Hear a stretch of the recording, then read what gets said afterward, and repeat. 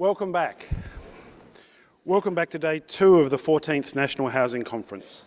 Yesterday's sessions were a fantastic start to the conference. So many important conversations have been happening already, both in the sessions and in the networking breaks. We have another packed day in store, but before we start, I would like to once again acknowledge the Whadjuk Noongar people as the traditional custodians of the lands and waterways where the Perth Convention and Exhibition Centre is located, and celebrate Aboriginal and Torres Strait Islanders people's connections to land, sea and community, and respect their cultural, spiritual and educational practices, and offer my respects to elders past and present, and to the many Aboriginal and Torres Strait Islander people speaking and participating in the conference. I'd also like to thank Housing Choices Australia for their support of this plenary session and invite James Henry, Executive Group Director, to say a few words.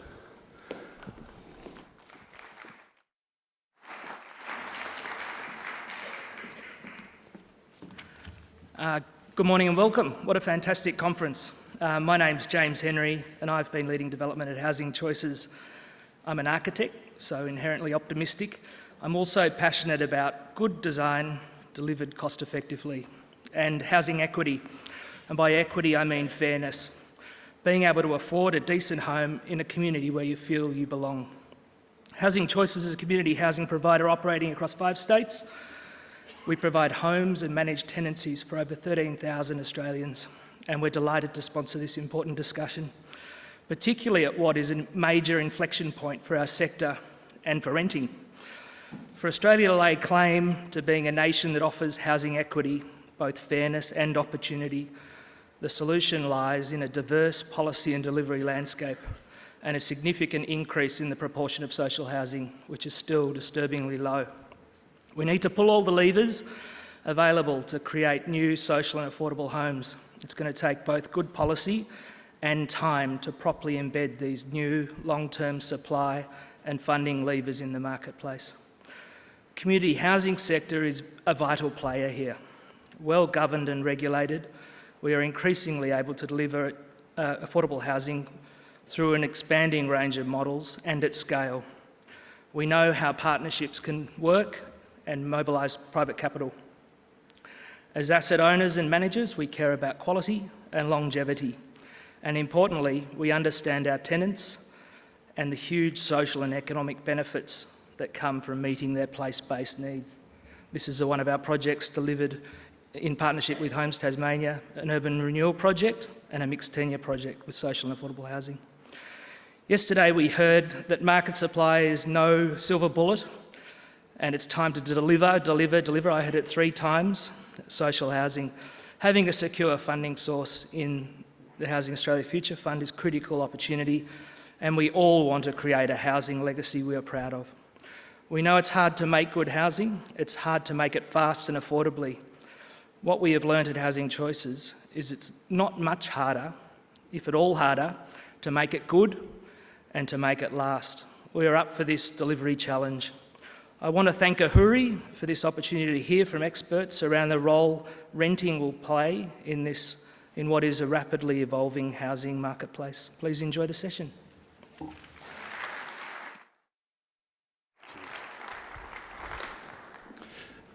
Thank you, James, and thank you, Housing Choices Australia. Now, we hear a lot about home ownership and making it more affordable, and as we discussed yesterday, we hear a lot about supply. In this session, though, we're going to shift focus to one of our other big challenges in Australia's housing systems, our private rental system. Close to 1/3 of Australian households are renting, and increasingly they're renting for longer. Renting into retirement is becoming more common. Rental vacancies are now persistently lower than they were pre-COVID and showing real strain in our rental supply and putting upward pressure on rents. National Cabinet has identified the need for a better deal for renters, and the states and territories are each pursuing reforms towards a loosely consistent system. In 2023, New South Wales appointed its first ever rental commissioner, Trina, to work through Fair Trading New South Wales as a voice for renters.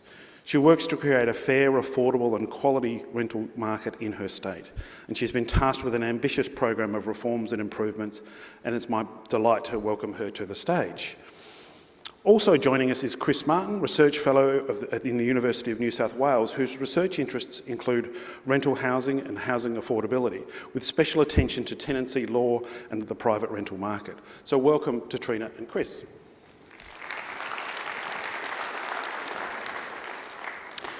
We'll start this morning's session with opening observations from Trina, followed by an initial response from Chris before we open up a conversation.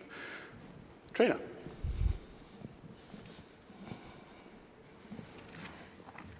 Good morning, everyone.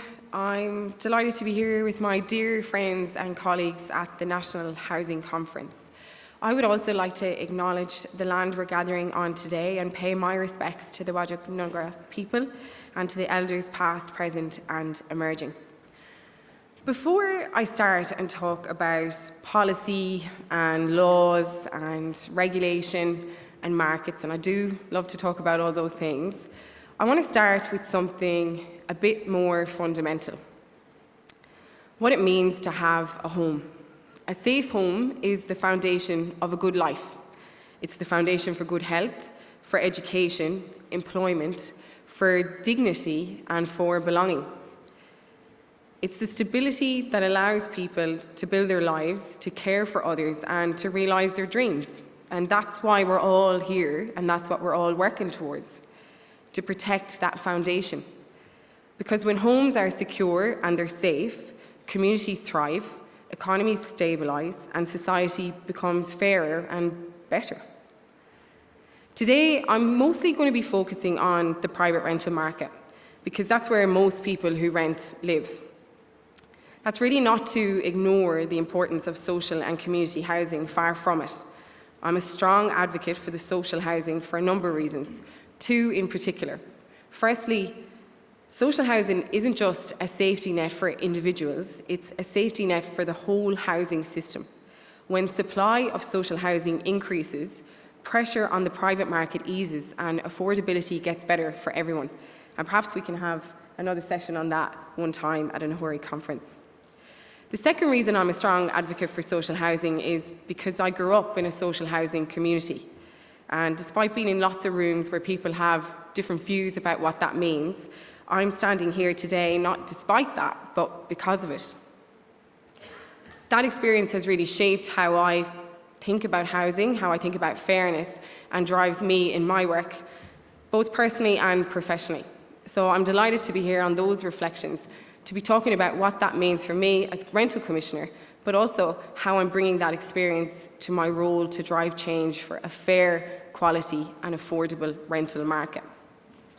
For most of Australia's history, we've told ourselves one story about housing. If you saved up enough money, you worked hard, you stayed the course, then you got a place of your own. That was the Australian dream. And to be honest, it's not just the Australian dream. That's been the dream in most of the OECD countries. We were just talking about that this morning. But that story no longer fits the facts. Today, 1 in 3 Australians' households rent. In our cities, it's almost 1 in 2. In Sydney, it's 65% of the population. That includes over 2 million renters in New South Wales, the largest rental market in Australia. I've got some stats, and I'll put these behind me so you can check them out. What we talk about, when we talk about the largest rental market in Australia, we're talking about over 2 million renters. We hold over $2 billion of bonds. We have about 16,000 listings a month for our rental market. And there's a number of challenges in that market as well. When people think about renters, they often think about people who are on a stepping stone to home ownership. It's just not the case at all. Over 51% of those renters in New South Wales are families with dependent children. There's a growing number of older renters, with over 250,000 people aged 60 plus. And this group saw an almost 20% increase in the period between the last census, and it's growing. Michael used the term renting in retirement, and this is something that we see every day and something that's increasing. So right now in New South Wales, it takes about 12 years to save a deposit for a home. That's if you can afford one. A report from Finder found now, today, the average New South Wales school leaver would need to save for nearly 45 years to just put a 20% deposit down on a medium-priced house, which is currently about 1.7 million in Sydney. Now, I don't know about you, but when I was leaving school, I thought I'd have a house paid off by the time I was 60, not just getting the deposit together to buy one. That's why our collective efforts to increase not only supply, but the diversity of supply are so critical now and into the future. In New South Wales, the government's leading on improving housing conditions in the state. It's shoulder to the wheel in every possible department and agency across the state. We're trying to make it easier to increase the amount of social housing through record investment. The government invested over $6 billion in social housing, and Homes New South Wales are working flat out to make sure those houses can be delivered, but also tenant experiences are improved.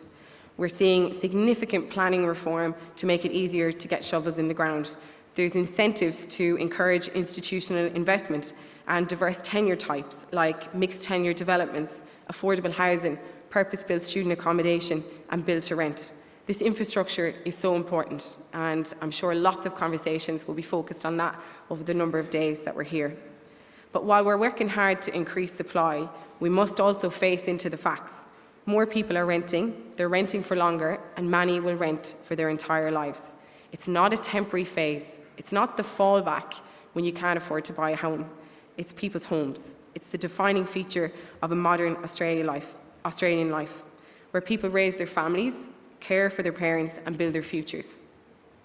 But the way our system works right now, with our average lease periods, our laws, our markets, even our imagination, hasn't really fully caught up.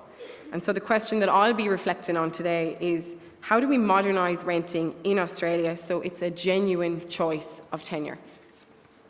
Now, I want to tell you a little bit about our market in New South Wales, and I'm focusing on New South Wales as a bit of a microcosm for issues. And these issues are right across Australia, and I've just recently come back from Ireland, and those issues are present there as well. So this is not just something that's unique to the Australian context. So a little bit about our market. I've talked to you about how many renters we have. We've got about 90% of the leases in New South Wales are about 12 months or less. We are starting to see a trend in the data that shows us that there's an increasing number of people who are staying in their homes for about 5 years. And that's the point I made about more people are renting, and they're renting for longer. And we see that's about 20% of people, and about 20% of people are in their properties for 1 and 2 years, and then it's spread out a bit more across some other tenure types. In terms of our market, when we talk about property providers, who's putting the rental properties into the market? This is a snapshot. We looked at the bonds data for about 15 years, and this gives you a bit of a sense of who are the property providers in the New South Wales market. Well, about 80% of all bonds are managed by a real estate agent, and of that 80%, about 40% are a major franchise. This becomes golden information for us as regulators because we know who to point our efforts to. About 1.5% are self-managed landlords who have about 1 to 3 properties. So they would be the small holding landlord I'm sure you've spoken about yesterday. We've got a really small contingent of institutional investment in New South Wales. We've got about 1% build to rent and about 1% student accommodation. This is an area that I think could really benefit from growing in the state. There are some regulatory considerations that we have to be very alive to about those types of developments and that type of market share. I won't be talking too much about those today, but I am a strong advocate for more diverse types of rental homes. And we have a small number of community housing represented there. And I haven't put in the other non-market housing because our public housing providers don't collect bonds. Our community housing providers do, but community housing providers can also be caught up in lots of things like head leases, so they show up a little bit funny in the bond data. So this is all to say it's a big market, it's a huge part of people's lives, and more people are dependent on it for safety and security, for the foundation of a good life. Now, this is widely recognised in Australia as a really important moment for the policy landscape. We saw in 2023 the Better Deal for Renters came online, where we had a strong commitment to improve things for renters. Well, why? I'm not going to spend too much time on the challenges because I want to tell you about what we're doing, but I do want to set the scene. Renters tell us they can't make their house a home. They're fearful to ask for rent repairs and experience backlogs in getting issues resolved. This was particularly bad prior to the introduction of no grounds evictions, with people describing to me that they felt like if they even ushered an existence to their landlord, they were worried that they would be at the brunt end of the next queue the next Wednesday or Saturday morning because they get someone who wasn't going to raise issues and it was too easy to be evicted from their homes. We've stopped that, and I'll tell you a bit more about that next. Landlords are also struggling. Many landlords tell us they don't know where to go to get help or information, and they don't always know what to do to make sure that they're providing appropriate homes in an appropriate way. The quality of our rental accommodation is inconsistent at best and dangerous at worst. Some is great and some is fine and some is really bad. That poor and efficient standard isn't just discomfort for renters, it's impacting their health and their well-being. And there's been some really interesting research that says being a renter has the same health determinants as being a smoker. I mean, this is some of the considerations that we have to deal with. It's not just uncomfortable or inconvenient, it's significantly impacting people's health if they don't have that tenure security and they don't have a safe place to call home. Many individuals that we know and have spoken to are forced to compromise on the quality of their housing, leading to substandard living conditions, inadequate amenities, and issues relating to safety, fire, and health. Particularly in the shared accommodation space, we've seen the phenomena of hotbedding. We have a two-bedroom property, 20 people to the two-bedroom property.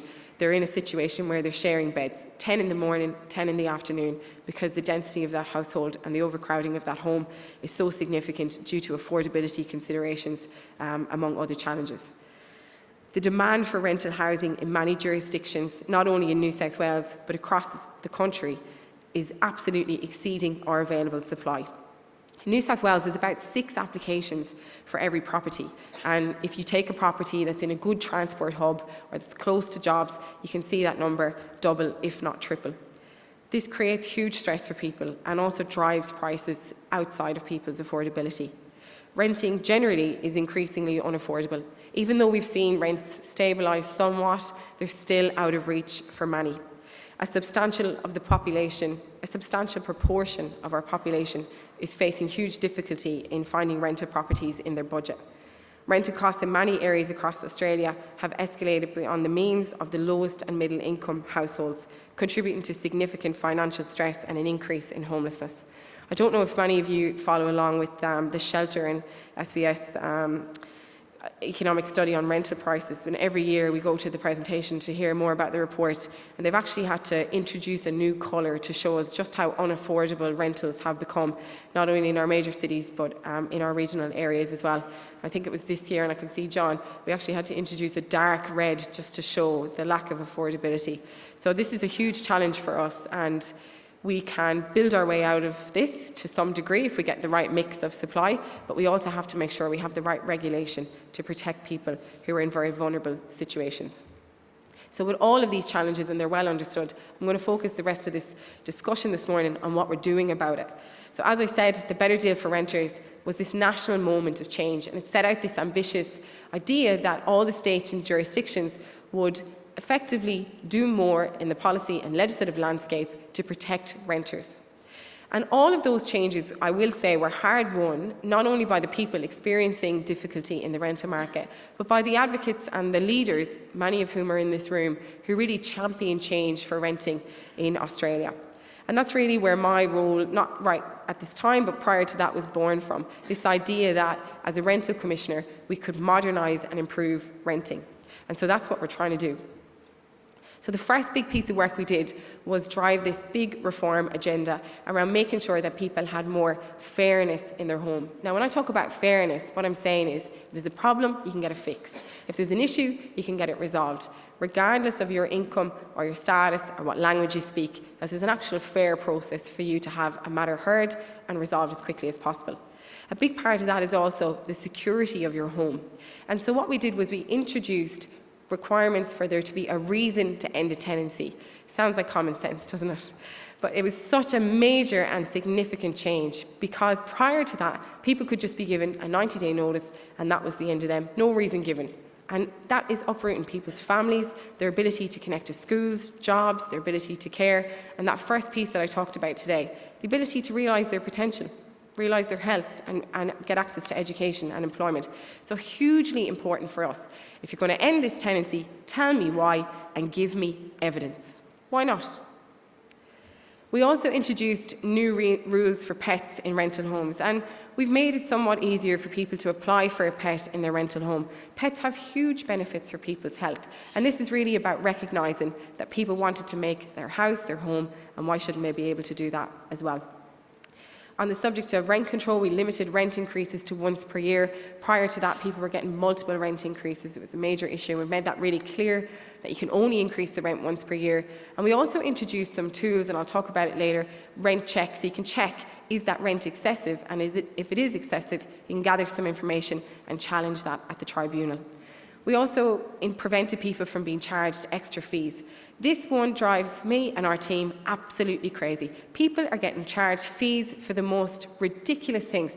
Just before I went on leave, someone was getting charged to move their couch into a strata building, the strata damage deposit. So they were moving into a strata building and they were being charged a fee just in case anything might happen when they were moving their stuff in. That's illegal. Okay, can't do that. It's absolutely ridiculous and it's not fair. So we've banned those fees, but we've also put some money, and I'll talk about that too, into making sure that we can hold people to account if they are charging fees like that. And we've made sure that people have free ways to pay their rent and they don't have to fork out the price of a cup of coffee every time they pay their rent. People might like their landlord, but they may not want to pay them a coffee every week. So in addition to those reforms, we've also have a huge pipeline, right? It's not just about, okay, we're done, job done, it's over. We have a huge pipeline of reform right now in New South Wales. The first piece of work that I'm going to talk to you about is the work we're doing to increase protections for victim survivors. So it shouldn't be, we already know that if you're a person who's experiencing or impacted by domestic and family violence, when you leave your home is the most unsafe time. It's the most unsafe time. Just because you're in a rental home shouldn't make that harder.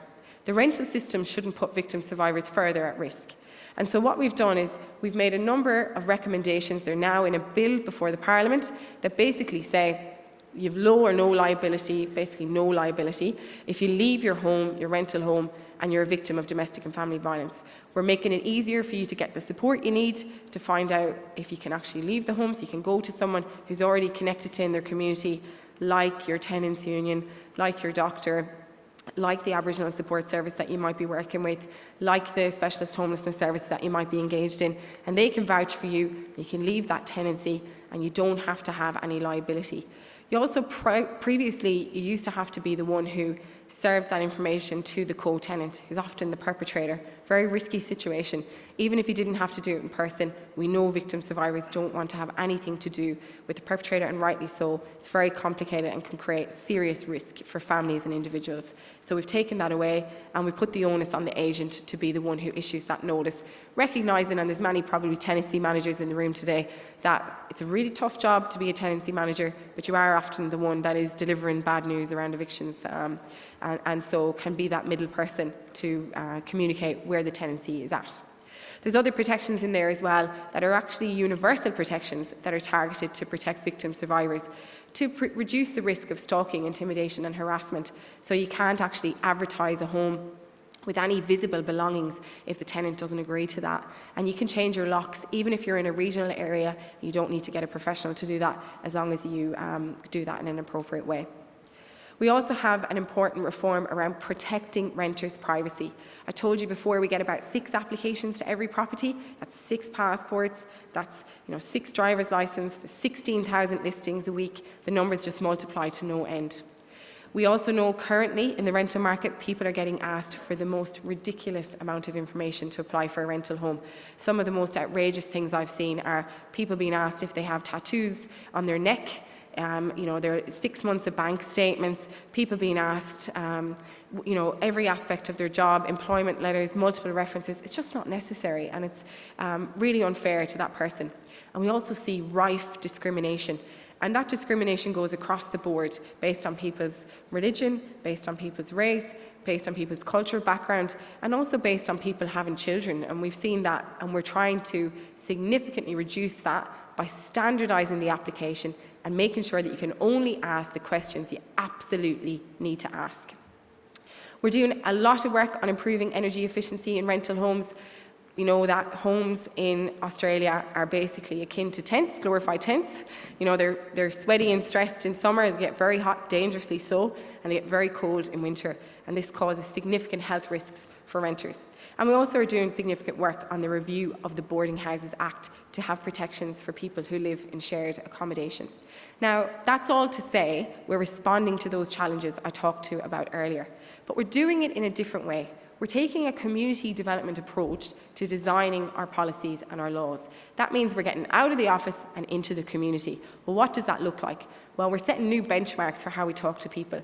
We had record-breaking Have Your Say surveys. We had over 16,000 people respond, 400 long-form submissions, but we recognise not everyone's going to be in a position to fill in a survey. So we partnered with community organisations like the Tenants Union and the Sydney Alliance, and we took ourselves out to community to meet with people where they already live. We worked with those organisations to establish a tenant-led model where the tenants at the table were the ones that were leading the discussion. We made it easy for people to participate because what we did was we said if you can't get there, we'll get you some free transport. If you've got kids, we'll have childcare on site. If you haven't eaten, there'll be dinner there when you get there tonight. Just so that we could meaningfully ensure we were hearing from voices that don't normally participate. We also had dedicated engagement with Aboriginal and Torres Strait Islander communities and renters so that we could understand diverse perspectives and how cultural experiences shape how people live in their rental homes. I also met with over 100 organisations. We had engagement with landlords and we had engagement with renters. It's important to listen to all market providers, people involved, so that we can shape policy for the best way to protect people into the future. When we took all of that information, so everything that we heard from the surveys, everything we got from community, all the stuff we collected from the landlords and the property providers and the agents and the academics, and all the submissions that were received, and we sort of iteratively built that up to some policy positions. We then brought in this whole group of technical experts, these industry experts. Chris is one of those. And what we did, we say, this is what we're thinking. Will that work? What haven't we thought about? What do you think we could do differently? What have others done that has or hasn't worked? And this idea of this participatory policy design means that by the time we take our recommendations to our elected representatives, they're informed by the community. The community were at the table, the experts have been in the room, and we're in a position to make sure those recommendations are robust and sound. And that's why we know that these reforms will not only work on paper, but they'll also work in practice. So listening is important, but so is telling people what we're doing. So once those laws came into play, it's not good enough for them to just live on, on the paper or the legislation. That's not accessible to people. So we've been out getting the message out. We funded community organisations to share it with their networks through faith leaders, through the RSPCA, through those organisations I mentioned, the Tenants Union and the Sydney Alliance, so that we could get this big network out to people. We also funded industry bodies like the Community Housing Industry Association to make sure our community housing colleagues were equipped and their tenancy managers were ready. We noticed the difference because we also went out and did multilingual radio stations. We went out to engage with people and did presentations everywhere I've been on the road on this to make sure that people knew what the changes were. And we saw the difference. Our call to action was come back to the website to find out your rights and responsibilities. Within 8 months, we went from 35,000 visits a month to our website to 335 visits a month. So you can just see there, we know that people have heard the message and they're coming back to find out their rights. Now, all of this is to say these rights exist because we are an effective and proactive regulator. Regulation is not red tape. Regulation is needed when markets can't or won't protect people from communities or the environment from harm. That's not to point the finger of blame, and it's not to divide renters and landlords from each other. That's to recognise that there are too many moving parts for this thing to work without help.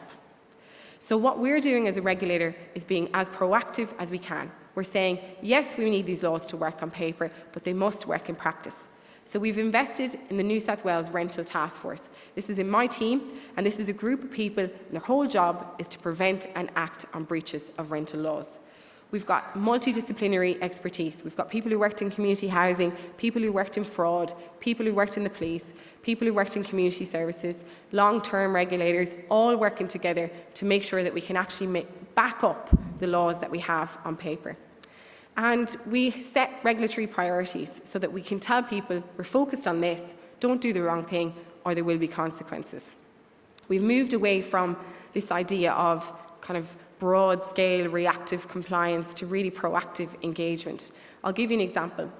When rent bidding laws came in New South Wales, it is illegal to solicit rent bidding. So that means you can't say to someone, pay more and the property is yours. You're not allowed to do that. And what we used to do was just pick any real estate agent, head out to the real estate agents and try and look at the pieces of paper to see, did they solicit rent bidding?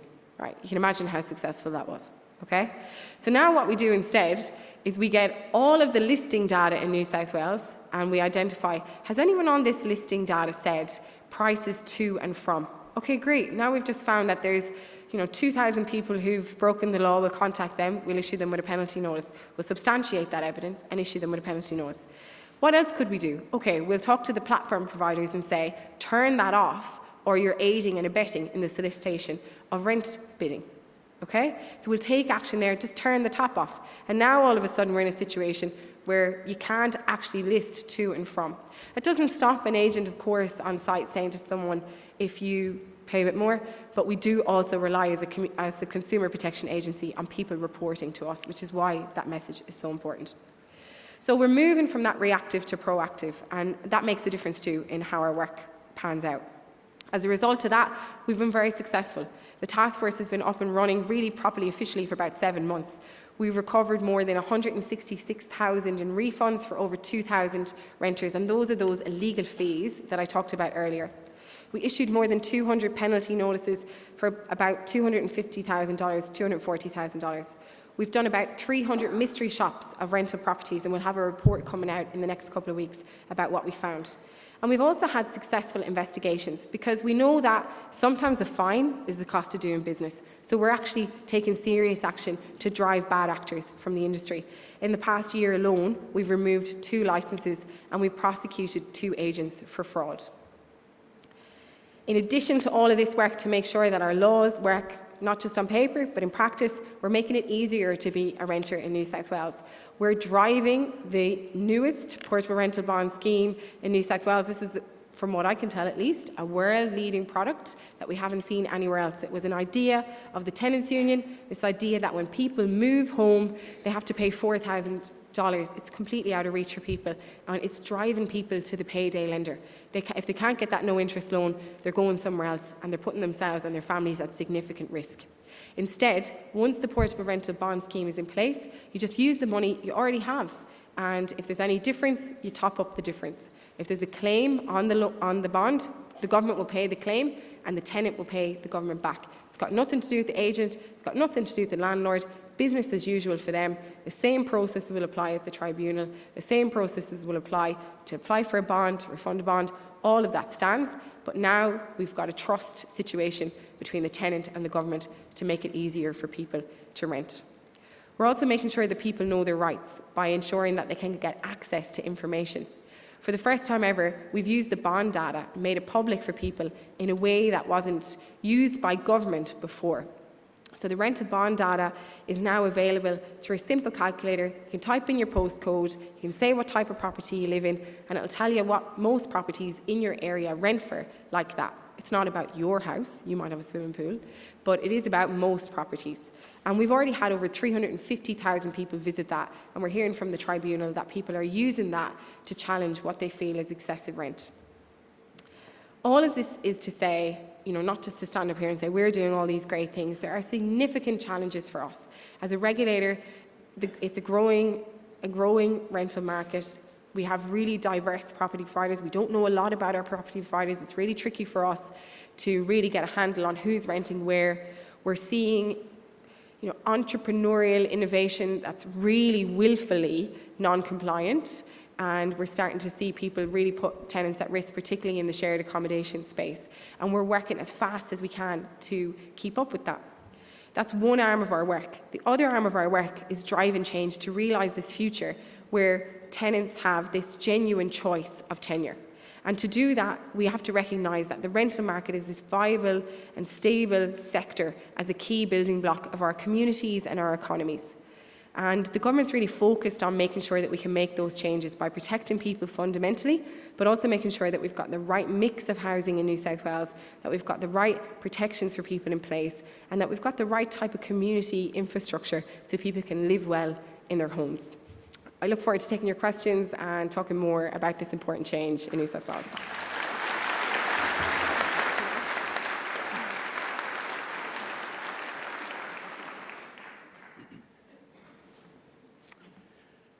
Thanks, Trina.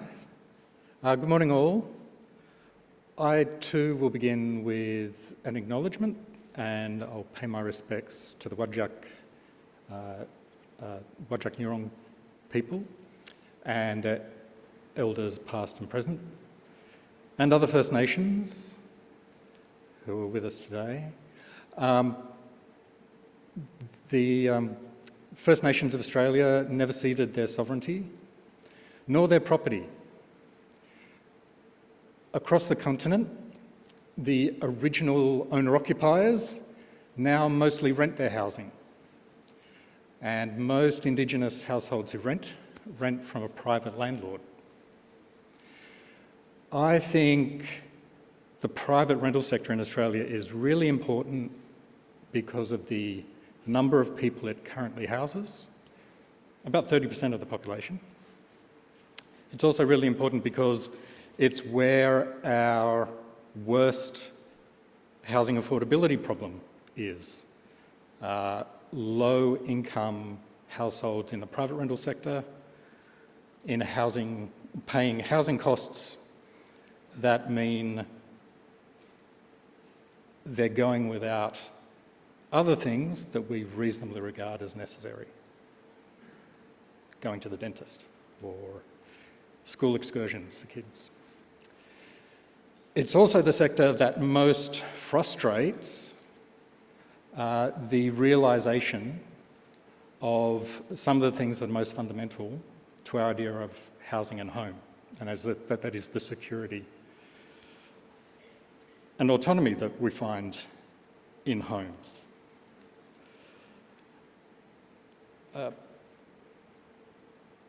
So private rental is an important sector for all those reasons, but it's also a sector, and this is true at the same time, that we don't need to feel should grow.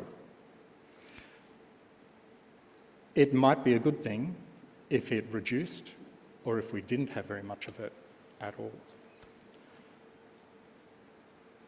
I might throw to the audience at this point, just to try to develop the point, and I'll ask you at the end of this question, just to say, this is the test, the warm-up, just to say yes at the end of this. So can you please say, at the end of this question, yes? Good. Let's try it again. At the end of this question, please say yes. Yes. That's right, it's working now. So should we try to turn around the long-term decline in Australia's home ownership rate and give people more access to owner-occupation? Yes. Should we have much more social housing? Yes. Okay. All of you who said yes think that we should have a smaller private rental sector. And that's okay.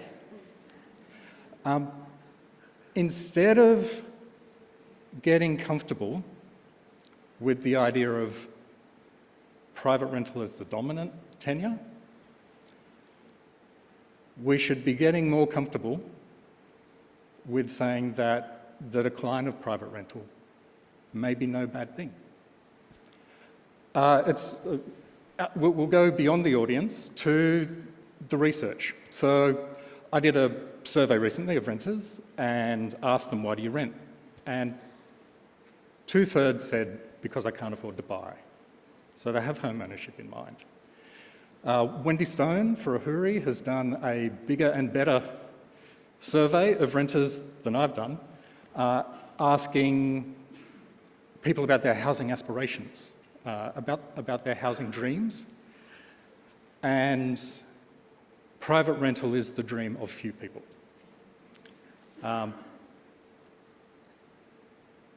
Most social housing tenants have an aspiration or think that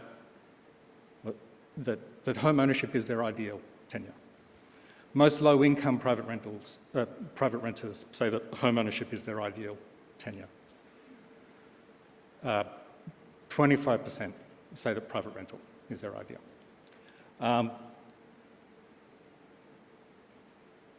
if asked if their current housing suits their short-term aspirations, most low-income renters say, yeah, it does, it suits me short-term, which I think says something about their attachment to rental housing as a home, their present housing as a home. Likewise, social housing tenants. Most social housing tenants say that in the short term, their present house suits their short-term aspirations. Those social housing tenants say of their aspirations, most of them also say long-term aspirations, it would suit me. It's a minority of low-income private renters who say the same of their current housing, that it would suit me long-term. So I don't think we should be trying to get ourselves comfortable, and I don't think we should be trying to make other people comfortable with the idea that private rental will be the dominant tenure in Australia. It might yet be, but I don't think we should be trying to get comfortable with that. What we should be getting comfortable with is saying that a decline in private rental or a disinvestment from private rental would be no bad thing. When the real estate institutes or the property lobby says in response to a reasonable proposal to change the law or change policy to the benefit of renters, that this will only cause disinvestment, we should say good. It's good that they're going. It's good that they're going because that's more room for would-be owner-occupiers, for would-be first-home buyers, and more room for a different sort of landlord, a different sort of rental housing provider that has a different ethos, a commitment to housing justice. And that's the community housing sector. So, having given you my response to the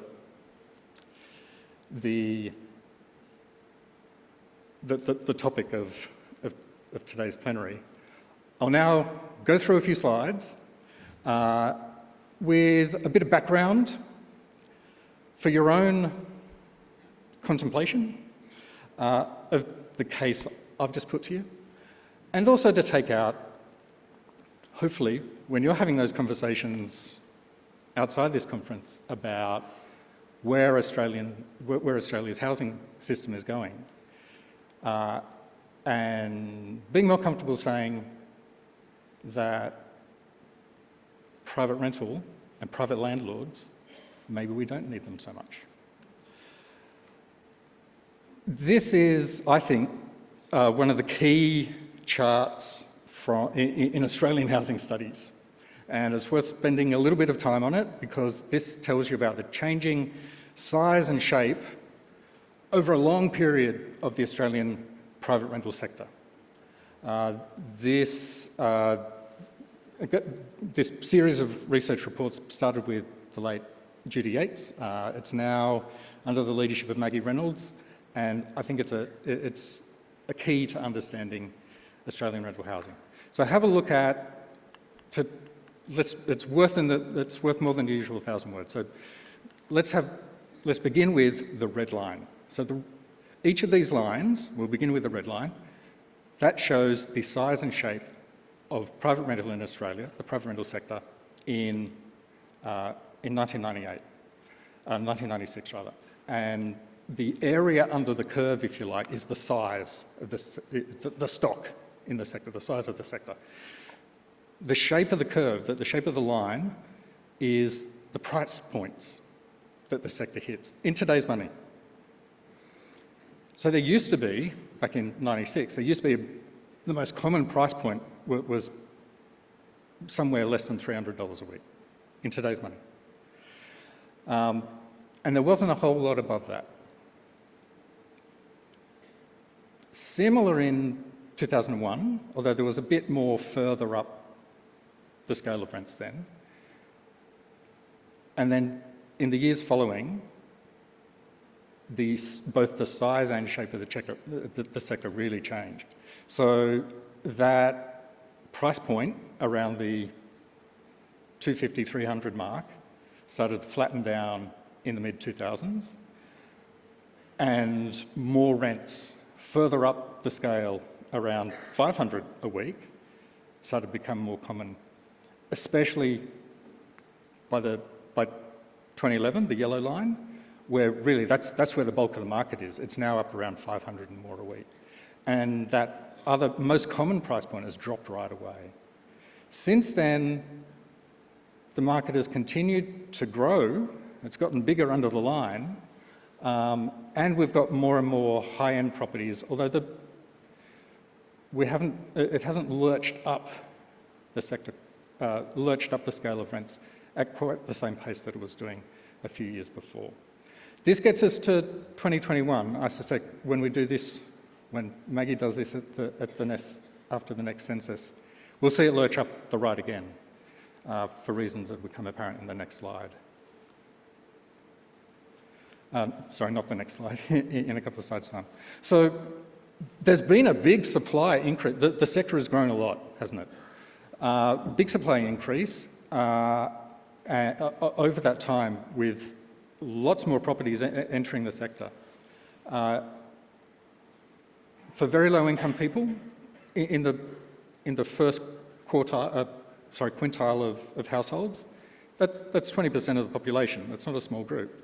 They haven't done any better out of this growth in the private rental sector.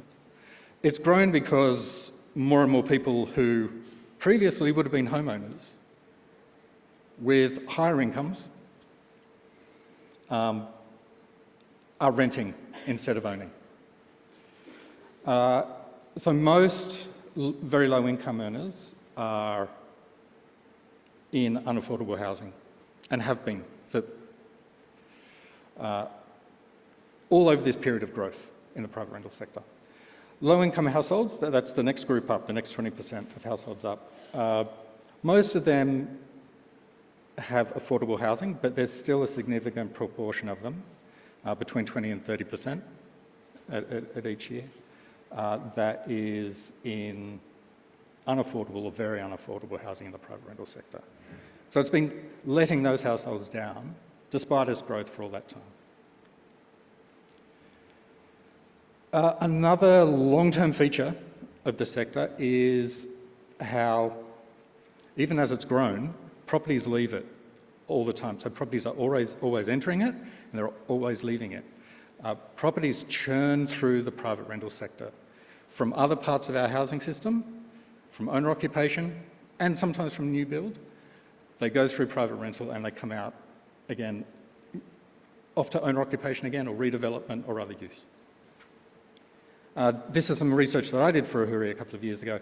Most properties, Sydney and Melbourne markets we looked at, most properties you don't see entering the private rental sector in those cities, you don't see again in 5 years' time. They leave within 5 years.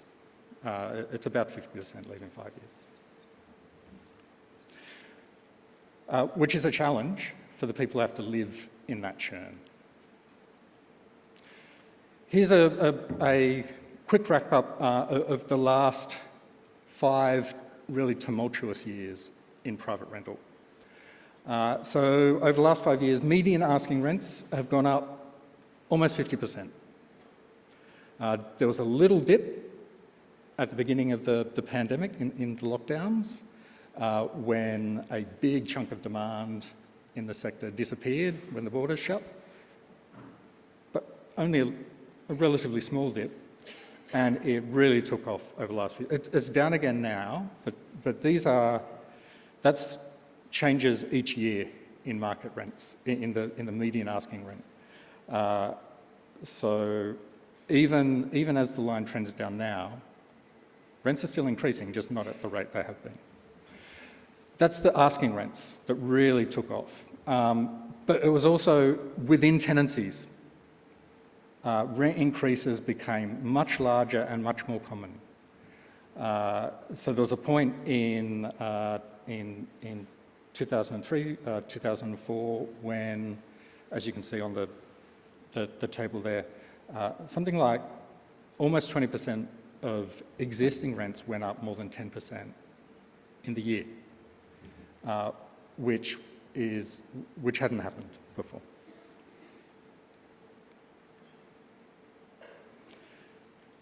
This is also, in spite of these big rent increases, these big price signals to supply, bring on more supply, that hasn't really happened. There hasn't been a lot of growth in the private rental sector over the last few years. And as I say, that's not by itself a bad thing.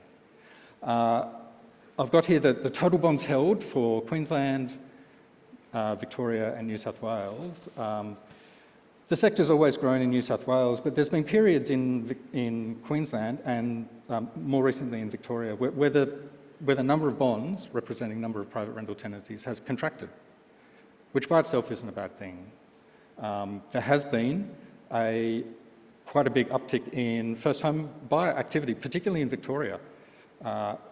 So that's not a bad thing. The bad thing is that vacancies are as tight as they are, and rent increases have been so extraordinarily strong as they have been for the last few years.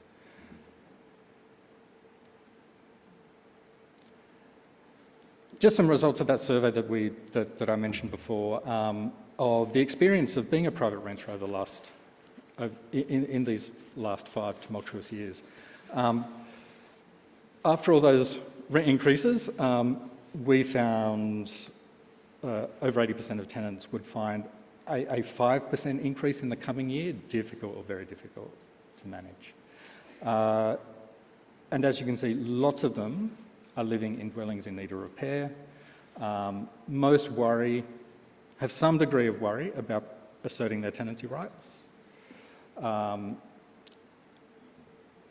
70 most are concerned that raising an issue could result in a further rent increase, and all of those results were worse for disadvantaged groups amongst the renters that we surveyed, especially people out of work. I'll also give a bit of a long view and then a shorter view on Australian residential tenancy law, because there has been a bit of movement, as Trina indicated in that recently. So the chap up on the screen there, Ronald Sackville, Monday next week is the 50th anniversary of his handing to the federal government the report of the Law and Poverty Inquiry, which really set out the basic model of Australian residential tenancy law that states and territories implemented eventually over the next quarter century. A broadly common legislative model. Sackville's version was a bit stronger than what eventually was implemented, which the main theme of it was turning away from what had been a patchwork of property law doctrines and the remnants of statutory amendments left in the wake of decontrolling our rent control and eviction control era after the Second World War. We had an unsatisfactory patchwork of property law principles governing tenancy law, and the main theme is that this residential tenancies law switched us into contracts, and this what became a mild consumer protection approach of prescribed terms, standard forms, market rents, ready but orderly termination. All states did without grounds terminations. Sackville didn't recommend that, but all states did it in the event. Accessible dispute resolution through tribunals, and every state and territory did things differently, lots of differences in the details. So we're now in a period, welcome period, of unusual movement in law reform. And Trina's already given examples of that, but looking across Australia, there's been substantial improvements in renter security, pets, information protection, that's still in the pipeline, but still greater divergence and I'd say little national coordination. The better deal for renters is not the sort of well-researched, leadership that the Law and Poverty report represented in tenancy law reform.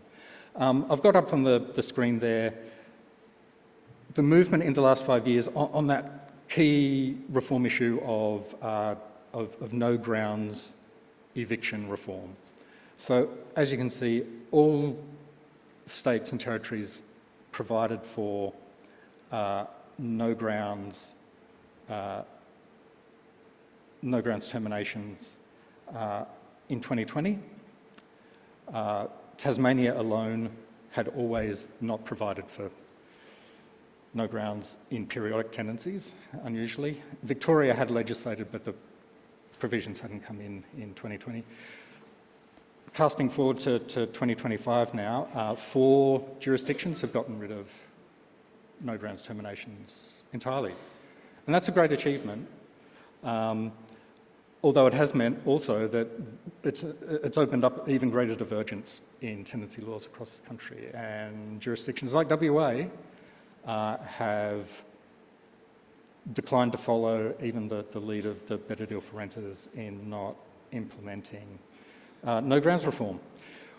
I've also got a column there called discretion, and that's the ability of the tribunal in each jurisdiction to hear the circumstances of each termination case and decide whether termination should go ahead in the circumstances.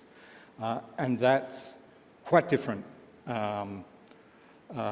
all over the country as well, and we don't have a coordinated approach to reform. There's little sense, with respect to the program of work that Trina is prosecuting, there isn't a great sense of a paradigm around tenancy law reform at the moment. What are the guiding principles of it? It has been tenant-centred and it has improved legal rights for tenants, but we're lacking a really well-articulated and a set of principles or commitments that really guide the law reform agenda, and that might be important to cementing the gains that have been made over the last few years to withstand challenge in the years ahead. Maybe a paradigm can be found outside of consumer protection. Maybe we should be looking to human rights. There's international human rights jurisdiction that would give guidance on all sorts of aspects of our tenancy law agenda. We might even look back to property. As I said in my opening acknowledgement, the idea of property as the absolute dominion of a person over a thing to the exclusion of everyone else's use of it is an idea that is historically specific, and there are other ways of thinking of property. When property gives people rights to control or administer a thing that others in the community need to live well, then that comes with responsibilities and it comes with accountability to the public and to governments and to our laws. It's also, that way of thinking about property is also probably big enough to accommodate a view of tenancy that acknowledges that the attachment that people have to their homes, to these things, houses, should be protected because it does serve as the seat of their autonomy and their participation in society. Thank you.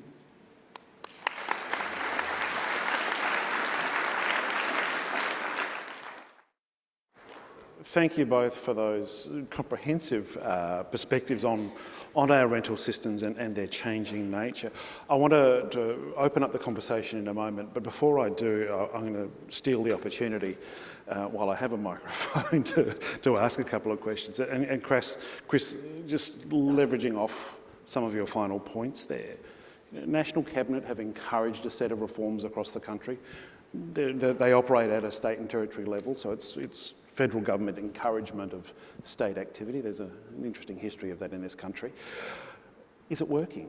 And if it's not, what is the solution? Trina? I think it is working, because if you look back even to before the election in New South Wales, housing wasn't even on the agenda, wasn't even on the political agenda. And it's important that people recognise these movements come from the people who are impacted and experience it the most, and the advocates and the leaders who are, championing that change on their behalf.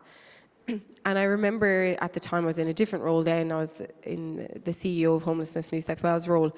There was a big push to get the politicians of the day, the leaders of the day, to talk about housing and what was needed, and for the people who needed it the most. And there was a rental roundtable at that time, and there was a very strong campaign from a number of organisations in New South Wales, and I think had some national legs too, I Rent and I Vote.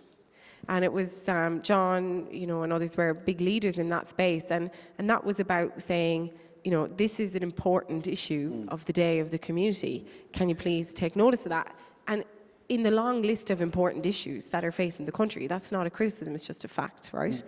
And so I think it's working, because what it did was brought into the public consciousness what everybody was experiencing every day, how the challenges were impacting them, and with that attention and energy came the momentum to change the law. Now, if you can change the law, you can change the trajectory of people's lives. And in addition to that law reform, for the first time ever, fair trading, just as an example in New South Wales, got dedicated funding to enforce the law. Now, that might seem obvious to people, but it's not always the case. We want to make sure that we've got the most responsible and prudent public spending. You can't just have more money for every new thing that comes online. It's often more of a retargeting of effort. But it was a recognition that this has been not attended to appropriately for a long time. As a result of that, people are in pretty dire conditions. Let's make sure we put some energy and effort to this. So for me, I think it's a good thing, and I think the national agenda brings us together. I know my own colleagues nationally brings us together to think about what's working, what's not working, and what do we need to do differently. It can't be exactly the same, because not every state and territory is the same, the laws aren't the same. So I appreciate people's desire to make it all neat and box it off. But it physically can't, because the laws are so deeply entwined with other legislation that it just couldn't be copy for copy. Now, Chris might have a different view on that, but I certainly wouldn't want to inherit every single other jurisdiction's laws that don't reflect the challenges that we have in the largest rental market in Australia. For all of the reasons that Trina says, I think the Better Deal for Renters reform is not that big a deal. The movement for reform, as Trina indicated, came from a few places. It came from advocates, including lots of people in the room, working over a long time on the arguments for particularly around security, better security, and I used the word autonomy before. So decisions like, may I have a pet? Without that being the decision of some other adult. So making that case was something that advocates had done for a long time, long before Better Deal. New South Wales Labor went to a state election before Better Deal with the commitment to reforming no grounds termination. It is welcome to see these things in the Better Deal for Renters agenda, but a lot of them were already being implemented by states and territories, and in fact some of them had long been implemented by states, were already part of the law in every state and territory. So as an agenda, it was something that was, to be frank, not very well generated out of a process of hearing priorities and hearing law reform needs, and it hasn't really, as far as I can see, coordinated law reform efforts across the country either. So it's welcome, but it is not actually the strong national level commitment that we could have used in coordinating and improving tenancy law for Australia across the continent. I think I'm more optimistic than you, Chris, because from my perspective, if you can't put a light on the issue, you can't fix it. And at every level of government saying there's a problem, we need to address it, can only be a good thing. I'll be even more cynical about the Better Deal for Renters agenda. So we've had advocacy for law reform, positive advocacy for law reform for a while. We've had governments accepting those arguments, and that's a good thing too. I could have shown you some charts as well to make the point that renting has changed. The people renting have changed. They're renting longer into their lives, and I think that has changed the politics around tenancy law reform too. We also had, as the slide showed, extraordinary rent increases, and the thing that has been off the agenda in every jurisdiction has been a regulation of the rate of rent increases. And part of me thinks that a part of the winning of the argument on those other important areas of the law reform was to give renters that because they don't want to move on rent increases, and that's still the argument to be won. It's tempting to keep nudging you two to go back and forth on some of these topics, but I want to dig down into one of the points that you alluded to a couple of times, Trina, around some of those sub-markets, around boarding houses, lodging houses, student accommodation, seasonal worker accommodation. There are some really challenging spaces here that not necessarily sit within the private rental system or its regulation. What is the approach to those? So from our perspective and the work that we're trying to do, we need to raise the floor of protections. Now, I think, and I will draw the point, that we have to be focused on the greatest risks and harms to people. And that means that we have to make sure that those people are safe in their homes. And right now, particularly in the shared accommodation space, you have very limited or no rights depending on the circumstance of where you live. And to find out where you live, people have to literally go to the tribunal. I don't know if I'm a tenant. I don't know either. I'll have to look at the evidence. Well, we might have to get someone to determine if you are. I mean, it's that complicated.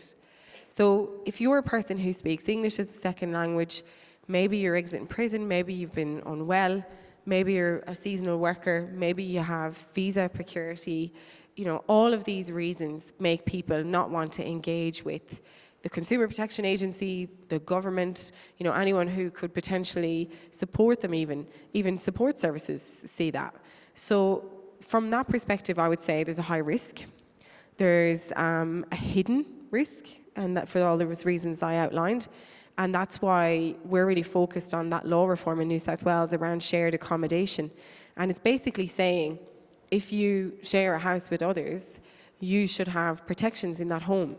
Now we're struggling, and I think lots of jurisdictions are struggling with how much protection. There's one side of the group in the room that will say, make it as close as tenancy as you possibly can. They're basically tenants. They think they're tenants, they're renting. Others in the room will say, no, it's not tenancy, and making it too close to tenancy undermines the flexibility of what it is to have shared accommodation. So you've got that overlay, the tension between people who would normally be in the same worldview. You've got the tension of the providers of these properties, like boarding houses, literally a dying breed of property provider. You might make the case, Chris, we'll let them disinvest. Well, I worked in homelessness for over 15 years in Australia. Where will the people go? Right? Where will they go? At the same time, that's true. It's also true that they can't continue to live in substandard and unsafe accommodation. So this is complex. There is no way to say, you're right, I'm right, you're wrong. It's not about that. What we've got to do is work together to identify the best way to protect people in those situations and make sure those people are in the room to help us design those protections. So we've been out, Chris and I are working together on this, particularly in New South Wales, and we're really looking to you and your leadership on this work and others, because we're really trying to struggle with those policy challenges. How do you make sure that you've got the right level of protections, enough that you can say to people there's still viability for you as a provider, because that's what they're in it for. They're in it for viability, and I don't think we can mince any words about that. You may not agree with that, but that is a fact. And so how do you retain that? And then also, how do you recognise that mass closures, because it doesn't meet a moral standard of how others would live, will mean destitution? So we've got very strong challenges in this policy area. And I would ask people to don't shy away from the complexity of this with the throwaway one-liner, okay? Because it's not as simple as that. And I would ask you to really lean into the challenges that we're trying to solve. Yeah, I agree. Shared accommodation rights are notably absent from the Better Deal for Renters agenda, where some coordination and deep thinking really could have helped all jurisdictions across Australia. ACT's an exception. ACT has largely got this right, but in all jurisdictions across Australia, there are people left out of Residential Tenancies Acts.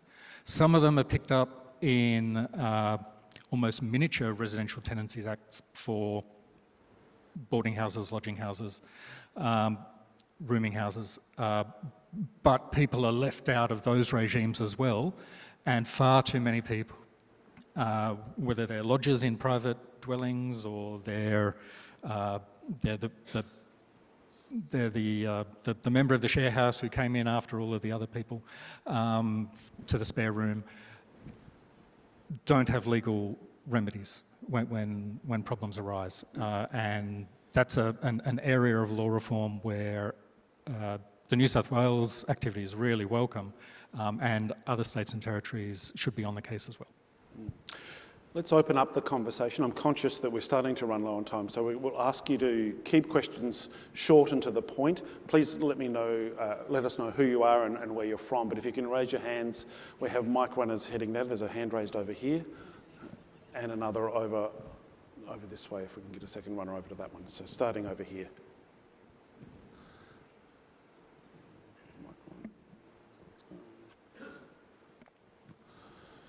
Hi, I'm Angela Cartwright from Better Renting, and thank you, Trina and Chris, for sharing your perspectives. Given the panel doesn't have someone representing living experience of renting, I just wanted to share the quick story of someone in Sydney who is currently facing another eviction. So this person has said, they've given us the proper notice. The agent says the owners want to move in after our fixed lease expires in January, but the documentation provided is for an intent to sell. And a different agent told us in an email that the owner wanted access without the proper notice to move in. So they've got two different stories in writing. The renter continues, this is the most professional and human real estate agency we've dealt with in years. This is our third one of these in 4 years. We were kicked out of the last place for renovations that never happened. Property was back on the market at a $300 markup in 6 weeks. It's maddening and boring, but it's not our home, so we can go get guillotine emoji when.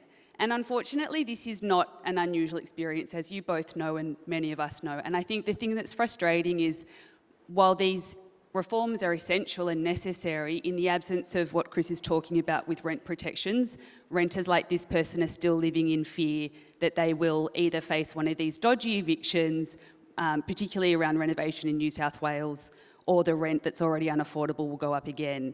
And referring to the National Deal for Better Renters Protections in terms, or commitment to minimum standards, the examples listed in the Better Deal are hot water better than what? Cold water. Better than what are we talking about?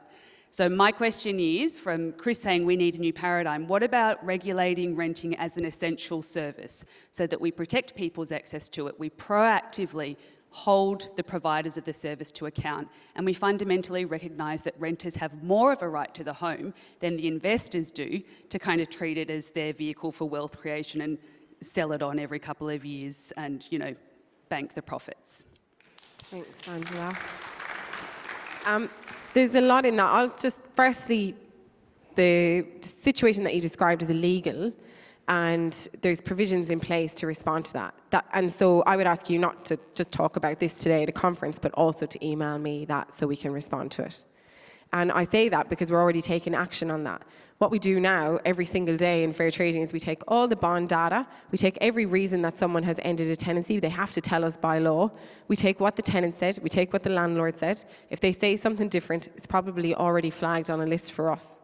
So we can then identify, well, they said this and they said this, what's happening here?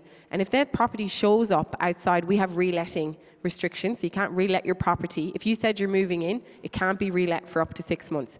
If that property turns up on a rental listing platform within 6 months, the individual landlord will face a fine of over $11,000, or a company, like an agent, if they've been involved, which it sounds like they have been, could lose their license or face a fine of $75,000, depending on the circumstances of the case. So what I would say is, we're absolutely taking action around that. We're absolutely regulating the market seriously, and we do recognise housing as an essential service, and that's why we're putting the efforts in that we are. The broader questions that you've asked around the policy challenges, of course we can talk about those as well, and perhaps we'll give someone else an opportunity to ask a question, but the answer to affordability is diverse supply, including social and affordable housing, and including a supply at different price points so that people can either buy or rent, depending on their circumstances. Okay, I believe there was another question down here. Hi, my name's Trina and I'm a reporter at ABC News. We've talked a lot about the eastern states. Trina, you spoke about what you're doing in New South Wales. Just wanted to ask you both, do you think the state government here in WA is doing enough to protect renters, and what else should it be doing? No, it's not. It's had a too long running law reform agenda around residential tenancy law reform. It got off to a strong start, and like 8 years later, we don't have in this state movement on no grounds reform, even though that's been given the imprimatur now of the National Cabinet through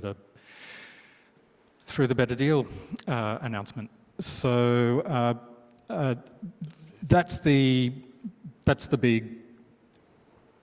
most important reform that state governments could have taken in the last 5 years, and 4 of them have done it. And that's a big achievement, and WA needs to do that too. WA also is even further behind the other states on borders and lodges and people excluded from the Residential Tenancies Act because they don't have anywhere else to go. They don't have the alternative regime of a Boarding Houses Act or rooming house provisions that cover them. So WA is further behind on the shared accommodation issue as well. That said, there's no one state that is in front of the rest of the country on every issue in tenancy law reform. There are aspects of every state's act that are problematic, and there are also aspects where other states can learn from them, even the ones that are further behind generally. The Northern Territory does not have a great act, but it's the only act that has a statutory protection for tenants associations in it, which is something other states could pick up on. Key point is that all of this could be, this law reform could be prosecuted in a much more coordinated and considered way than it is at the moment. I have a question over here. Hello, my name's Dylan. Looking to the future, as boomers pass away and as significant wealth transfer across the country, do you see this increasing home ownership or further increasing wealth inequality? And following this, will this lead to more people renting? And could the principle of the Great Australian dream of home ownership shift to a dream of housing security? So the last few years, we've seen that long decline in the home ownership rate in Australia level out a bit. We have actually seen relatively more first home buyer activity, not just in the last few years, but also prior to the pandemic. There was a housing policy that dare not speak its name in the late 2010s around that our financial regulators implemented that curbed private rental investment towards the late 2010s, and we started to see the decline in home ownership starting to level off then. We've now got a host of new first home buyer incentives and programs coming on, including an expansion of the mortgage guarantee scheme that's just opened up. There's going to be a shared equity scheme. There's a still mysterious homes only for first home buyers program that was promised at the last election. So there's a bunch of things for first home buyers coming, but there's still not the necessary complement to those to make them actually work, of knocking out demand from people who are already property owners to buy other people's houses. Because otherwise those incentives and enhancements to demand can just feed into an enhancement of property values that existing property owners enjoy and can lever into further purchases of property, which has been the longer term story of our housing system. So complementing this new focus on how to help first home buyers over the deposit gap or whatever the barrier is, with how to keep existing property owners from crowding in on them, that's the missing piece at the moment. I would just add to Chris's thoughts as well. I think this is a really interesting moment in housing policy. There was an interesting article in the AFR on this yesterday as well. When we think about who has wealth, that's an important dynamic to that question. Because who has wealth to transfer? Maybe those people will do well from the great generational wealth transfer. Maybe they will buy their first home or their second home, or maybe they'll become the investors of the future. But there will be, and there is, a cohort of people who can't rely on the bank of mum and dad now or into the future. And the reality is, what are the options for them in the rental market? If we see in New South Wales that the average tenancy or the lease term time frame is 12 months, how can people really start to plan and make their lives in a scenario like that? And it's not as simple to say, we'll just extend the lease agreements. It's actually more around shifting the way we perceive rent. I've got a colleague in Vienna that I talk to all the time, because when I started in this job, I said, where's the best place in the world to rent? Right? And so I made some contacts there to talk to them. Of course, they have a completely different system, but there are lessons to be learned around the perception of what it means to be a renter. If you could rent for your whole life, meaningfully rent for your whole life, in a way that you weren't looking over your shoulder to think you were going to be evicted, if you could actually, paint the walls, put up the baby gate without asking or without risk of somebody moving back in straight away, or you're that property's going on the market because it's been sold every 5 years or whatever, how life would change and what things would be different. People who might now struggle to downsize because they can't find somewhere in their local community to stay with their connections, maybe they'd rent for 10 years. Maybe they'd do that. Maybe they would make their homes available. Maybe we could use our housing stock and sweat it a lot more for the people who need it than we are right now if people had a genuine choice and some genuine protections and security. So from a regulatory perspective, we recognise and can see that generational wealth transfer coming. I think it will have profound implications in terms of who has access, but I'm not disillusioned in any way to recognise that there will still be a cohort of people who will need protection, and we can never lose sight of that. Hello. I'm Robin Sampson from Baptist Care. I'm interested in the role of superannuation in this picture because it's a huge pool of funding, and I think there's kind of a few different kind of levers that are being discussed. One for people to access it to buy homes, one for self-managed super funds to become landlords, and then the potential for the big funds like, say, HESTA, to invest in housing that their community of super workers, the workers that invest in HESTA, for instance, would benefit. So I'm just interested in some reflections on that. Thank you.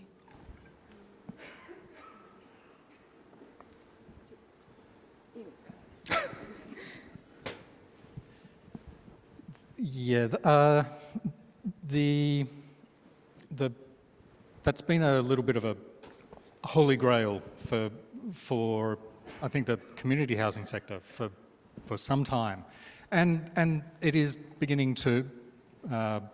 We're starting to see more collaboration between super funds as financiers of housing development and community housing providers as managers of it for social housing and as affordable housing, a different sort of targeted product. I still think that the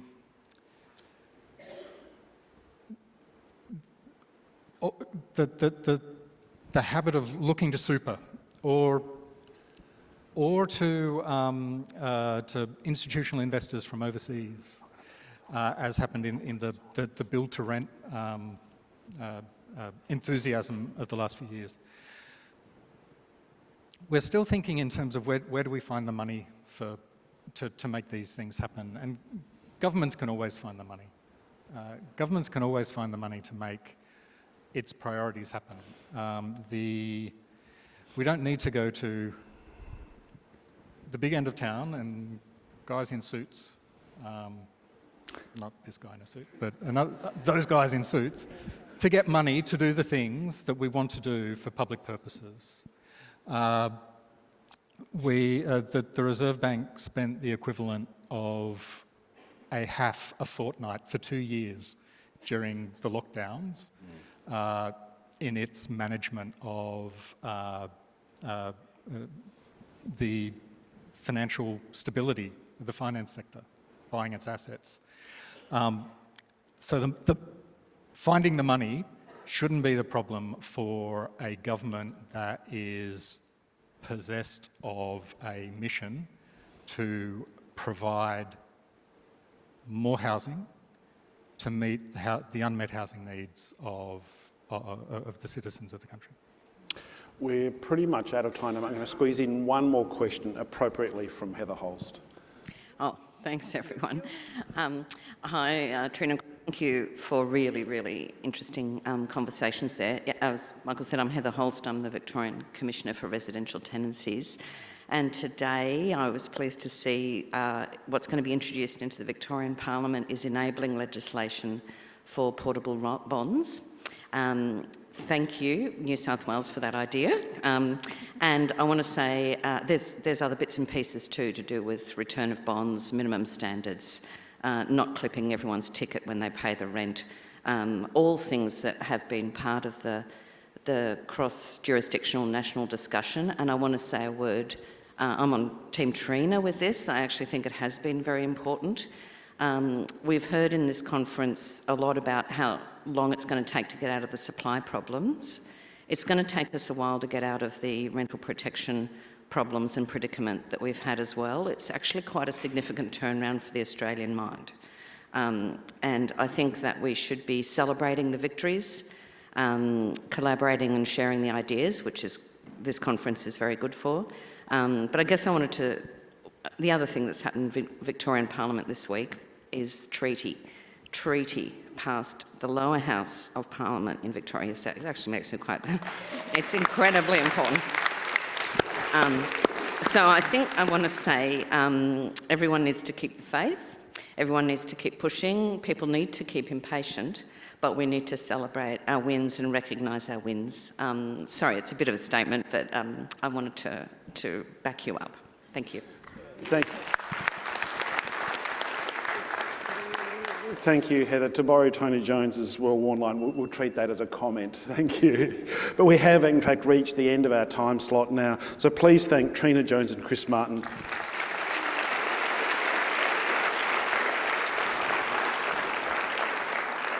For what I think has been a really engrossing discussion. And thanks again to Housing Choices Australia for supporting this session.